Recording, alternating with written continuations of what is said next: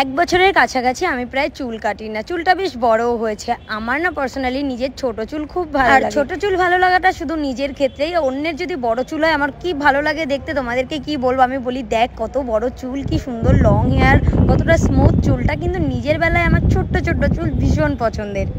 আর আমি তো যাচ্ছি বাংলাদেশে, তো সেই জন্য আমি ঠিক করলাম যে যাওয়ার আগে একটু চুলটা কাটি। বাট সময়ের জন্য আমি না পার্লারে যেতে পারিনি। আর আন্টির থেকেই আমি বেশ বছরখানেক ধরে চুল কাটছি, তো ঠিক করলাম আন্টির কাছ থেকেই কাটবো।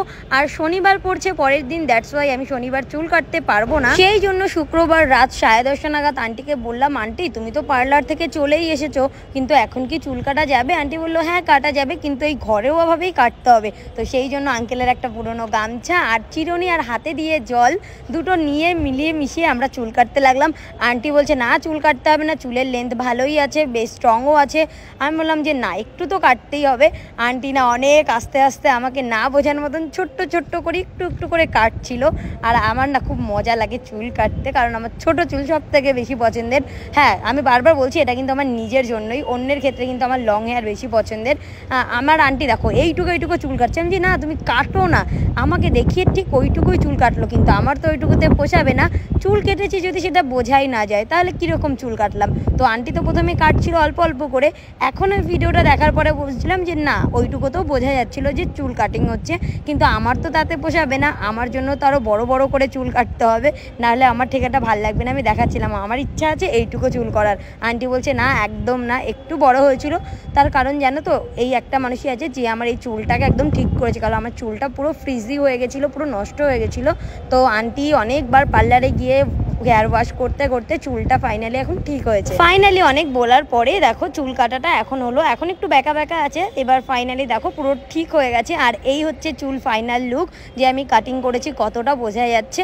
এবার মনে হচ্ছে না যে চুলটা বেশ একটু স্ট্রং আছে, একটু ঘন চুল আছে, একটু হেলদি চুল, আমার তো বেশ ভালো লাগে। এবার চলো সামনের দিক থেকে একটু কাটা যাক। আমি না লক্স খুব একটা কাটি না, আমার লংই ভালো লাগে সামনের দিক থেকে, মানে বড় বড় যে লক্সগুলো হয় সেইগুলো বেশি পছন্দের। সামনে ছোট চুল থাকলে না আমার খুব অসুবিধা হয়, সেই জন্য আমি ছোটোবেলায় কিন্তু লক্স কাটতাম, এখন আর কাটি না। তো চলো সামনে থেকে কতটা চুল কেটে ফেলা হলো দেখো। এইরকম যদি চুল কাটা হয় তবেই মনে হবে যে না চুল কেটেছে। তোমরাই দেখো সামনে ছোট চুলও কিন্তু খুব ভালো লাগছে, খারাপ কিন্তু লাগে না।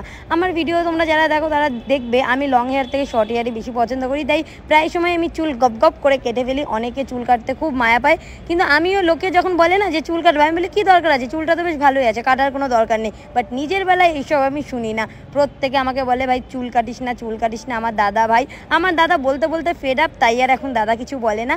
চলো আমি তো খুব খুশি চুল কেটে, আর চুলটা এখন পুরো স্ট্রেটও আছে, আর এখন তো কিছু করাবো না। যাই হোক তোমাদের কেমন লাগলো চুল কাটাটা? ঠিকঠাক লাগছে তো? এবার চুলটা বলো, প্রথমের থেকে তো এখন অনেক ভালো লাগছে তাই না?